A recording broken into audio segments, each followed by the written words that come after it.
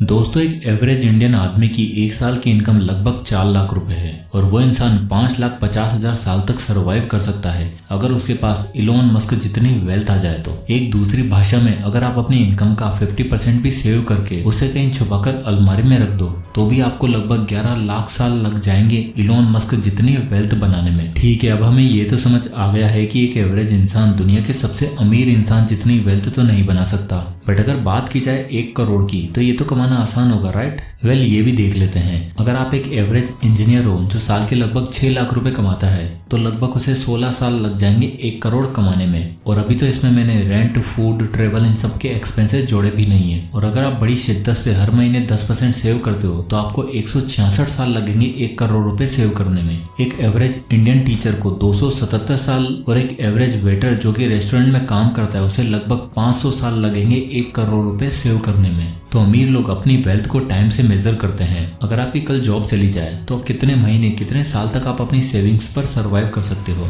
ये होती है ट्रू वेल्थ की definition. Rich dad poor dad के ऑथर रॉबर्ट कियोसाकी की ये किताब हमें फाइनेंशियल इंटेलिजेंस देती है जिसे हमने शायद कहीं खो दिया था, या यूं कहें कि ना तो हमारे टीचर ने ना ही हमारे स्कूल ने हमें सिखाया। ये किताब हमें एक ऐसा रास्ता दिखाती है जो शायद हमें बचपन में सिखाना चाहिए था। पैसों के ऐसे सीक्रेट जो अमीर लोग अपने बच्चों को देते हैं, बट जो लोग अमीर नहीं है उनके लिए ये किताब एक वरदान के बराबर है। और जिसने भी इस किताब के लेसन्स को नहीं जाना वो हमेशा रेट रेस में ही फंस कर रह जाएगा। इस वीडियो के खत्म होने तक मैं आपसे वादा करता हूँ कि आपने जो इतने सालों में नहीं सीखा होगा वो आज आप सीखने वाले हो। और इस वीडियो को पूरा देखने के बाद आप दुनिया के केवल उन गिने चुने लोगों में आ जाओगे जो इस रेट रेस की जंजीरों को तोड़कर अमीर बनना चाहते हैं, लाइफ में कुछ ऐसा करके दिखाना चाहते हैं जो शायद बहुत कम लोग इसे करने की सोच पाते हैं। और सही मायनों में फाइनेंशियल फ्रीडम क्या होती है आज आपको पता चलेगा। So let's begin. Lesson number 1, rich don't work for money. Robert Kiyosaki इस किताब में बोलते हैं कि rich don't work for money मतलब कि अमीर लोग पैसे के लिए काम नहीं करते।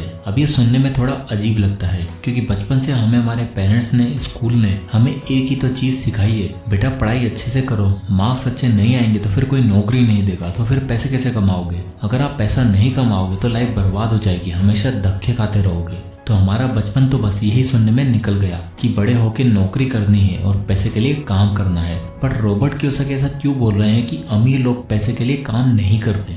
रॉबर्ट के रिच डैड ने उन्हें सिखाया था कि आप कभी भी जॉब करके अमीर नहीं बन सकते क्योंकि आपकी सैलरी कितनी भी क्यों ना हो जाए, आप हमेशा पैसों के गुलाम रहोगे। आप काम नहीं करोगे, पैसा नहीं मिलेगा। आप टाइम नहीं दोगे तो पैसा नहीं मिलेगा। आप छुट्टी मनाओगे तो भी पैसा नहीं मिलेगा। रिच लोग कभी भी पैसे के लिए काम नहीं करते हैं, पैसा रिच लोगों के लिए काम करता है। रॉबर्ट जब 9 साल के थे तो उन्होंने कुछ कॉमिक्स बुक्स को किराए पर देना स्टार्ट किया और जिससे उन्हें रेंट मिला करता था। जिससे रॉबर्ट काम नहीं कर रहे थे बट उन्होंने कॉमिक्स किराए पर दे रखी थी तो उन्हें हमेशा पैसे मिलते रहते थे। रॉबर्ट बोलते हैं कि अगर आप ऐसा बिजनेस या सिस्टम क्रिएट कर देते हो जिसमें आप खुद मौजूद नहीं हो तब भी आपको पैसे मिलते रहते हैं तो वो ट्रू डेफिनेशन है फाइनेंशियल फ्रीडम की। बट अनफॉर्चुनेटली लोग इसका अपोजिट करते हैं। वो दिन भर 8-8 घंटे भाग दौड़ करते हैं, सुबह जल्दी उठते हैं, ऑफिस के लिए रेडी होते हैं, जल्दी जल्दी में ब्रेकफास्ट करके बस या ट्रेन पकड़कर अपने ऑफिस जाते हैं और ऑफिस पहुंचते ही शाम के 5 बजने का वेट करते हैं जैसे कि उन्हें किसी जेल में बंद किया हुआ हो। और इस रेट रेस से लोग बाहर तो आना चाहते हैं बट उनके बिल्स, उनकी कार और उनके घर की ईएमआई, उनके घर के खर्चे उन्हें इस रेट रेस से बाहर आने ही नहीं देते। और ये डर हमेशा उन्हें कुछ नया करने से रोकता रहता है। वो कभी भी अपने कंफर्ट जोन से बाहर निकल नहीं पाते क्योंकि उनकी सोसाइटी, उनके टीचर्स और उनके पेरेंट्स ने उन्हें अच्छे मार्क्स कैसे लाना है ये तो सिखाया, बट कैसे अपने डर को खत्म करके रिच लोगों की तरह सोचना है ये कभी नहीं सिखाया। और इसी कारण एक आम इंसान हमेशा पैसों के लिए काम करता चला जाता है। Lesson number 2, financial literacy. दोस्तों, अगर आप ये सोच रहे हो कि स्कूल आपको अमीर बनाने वाला है तो आप गलत फहमी में हो। स्कूल एजुकेशन जरूरी है, मैं ये मानता हूँ, बट स्कूल का प्राइमरी गोल आपको एक अच्छा एम्प्लॉय बनाना होता है। स्कूल कभी भी आपको एक बिजनेसमैन या एक ओनर नहीं बना सकता। जैसे कि कैसे हमें अपने फाइनेंस को मैनेज करना है और अमीर बनने का सही रास्ता क्या है, इन सब फाइनेंशियल एजुकेशन के बारे में स्कूल हमें कभी नहीं सिखाता। रॉबर्ट के रिच डैड हमेशा बोलते थे, it's not how much money you make, it's how much money you keep. यानी कि ये फर्क नहीं पड़ता कि आप कितना पैसा कमाते हो, जबकि इससे फर्क पड़ता है कि आप अपने पास कितना पैसा रखते हो और उन्हें इन्वेस्ट करते हो।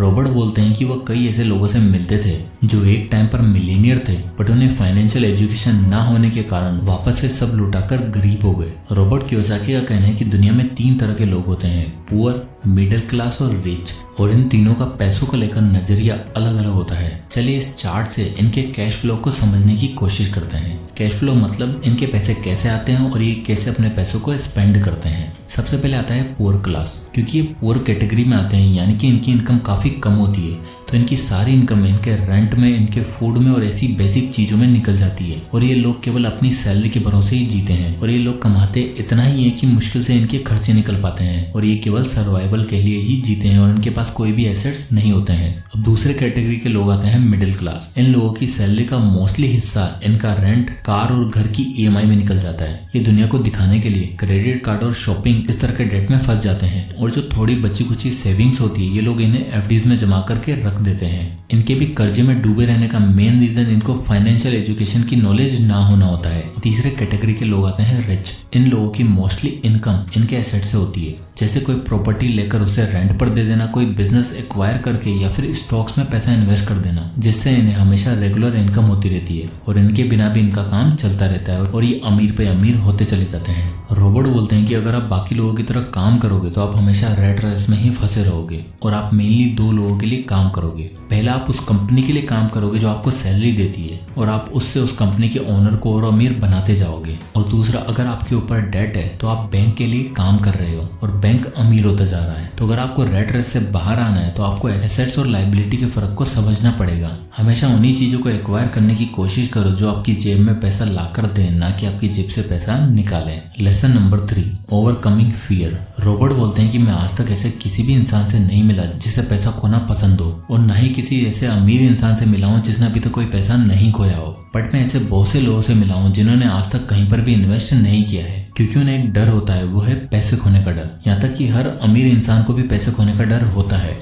पर प्रॉब्लम ये नहीं है कि आपके अंदर पैसे खोने का डर है, जबकि प्रॉब्लम ये है कि आप उस डर को हैंडल कैसे करते हो। और एक अमीर और एक गरीब इंसान में बस यही फर्क होता है कि वह इस डर को कैसे हैंडल करते हैं। रॉबर्ट बोलते हैं कि जब आप 20 की एज में होते हो तो आप ज्यादा इजीली अमीर बन सकते हो, बट जब आप 30 की एज में होते हो तो आपके ऊपर काफी रेस्पॉन्सिबिलिटी होती है, आप ज्यादा रिस्क नहीं ले सकते हो। और रॉबर्ट अपने पुअर डैड का एग्जाम्पल देते हुए बताते हैं कि इसी डर के कारण उनके पुअर डैड ने कभी कुछ नहीं किया और हमेशा पैसे के टॉपिक को अवॉइड किया। और एक बहुत ही अच्छी कहावत है ना, everyone wants to go to the heaven, everyone wants to go to the heaven but no one wants to die. यानी कि हर किसी इंसान को अमीर तो बनना है, बट रिस्क लेना या फिर अपने डर का सामना करना कोई नहीं चाहता। इसलिए हम ज्यादातर टाइम पैसे के टॉपिक को अवॉइड करते हैं और कभी इन्वेस्ट नहीं करते, क्योंकि हमें उसे खोने का डर है। और अगर आप फेलियर का सामना नहीं करोगे तो सक्सेसफुल कैसे होगे। Lesson number 4, everything is not risky. Robert बोलते हैं कि अक्सर लोग जो चाहते हैं वो हासिल नहीं कर पाते। क्यों? क्योंकि उन्हें लगता है कि लाइफ में एवरीथिंग इज रिस्की। लोगों को लगता है कि हमें तो बस एक ऐसी जॉब करनी है जिसमें हम सिक्योर रहें, कहीं अमीर बनने के चक्कर में हम सब कुछ लुटा ना बैठे, और इस जॉब सिक्योरिटी के चक्कर में वो कभी भी कोई एक्शन लेते ही नहीं है। रॉबर्ट के रिच डैड बोलते थे कि अगर तुम अमीर बनना चाहते हो तो तुम अभी जो सोचते हो, तुम्हारी जो अभी थिंकिंग है, तुम्हें उसका एग्जैक्ट अपोजिट सोचना होगा, तुम्हें अपनी सोच बदलनी होगी। रिच डैड बोलते थे कि अगर तुम जॉब सिक्योरिटी के बारे में सोचते रहोगे तो तुम लाइफ टाइम हार्ड वर्क ही करते रहोगे, इससे तुम नहीं तुम्हारा बॉस अमीर होता जाएगा। और अगर तुम अपना बिजनेस बिल्ड करना स्टार्ट करोगे तो स्टार्ट में हो सकता है कि तुम्हें परेशानियों का सामना करना पड़े, लेकिन बाद में तुम्हें काम नहीं करना पड़ेगा और तुम तब भी पैसा कमाते रहोगे। और बचपन में जब रिच डैड ने यह लेसन रॉबर्ट को बताया था तो रॉबर्ट का ये सवाल था कि ऐसा करना रिस्की नहीं होगा क्या। इस पर रिच डैड बोले कि तुम्हारे पेरेंट्स पैसे बचाने के लिए क्या करते हैं। इस पर रॉबर्ट बोले कि वह सेल का वेट करते हैं और जब सेल होती है तो वो नए कपड़े, नए जूते, ये सारी चीजें सस्ते में ले आते हैं, जिससे वो काफी पैसे बचा लेते हैं। यहाँ तक कि जब वो फूड पर सेल होती है और वो सस्ते में मिल रहा होता है तो उसे फ्रिज में जमा करके रख लेते हैं। इस पर रिच डैड हंसते हुए बोले, मतलब कि तुम्हारे पेरेंट्स पैसे बचाने के लिए बहुत हार्ड वर्क करते हैं। तो रॉबर्ट बोले कि हाँ, क्या आप ऐसा नहीं करते हो क्या। इस पर रिच डैड बोले कि मैं भी एग्जैक्टली ऐसा ही करता हूँ, पर तुम्हारे पेरेंट्स अपना फ्रिज भरने के लिए सेल में चीजें लेते हैं और मैं अपना पोर्टफोलियो भरने के लिए चीजें सेल में लेता हूँ।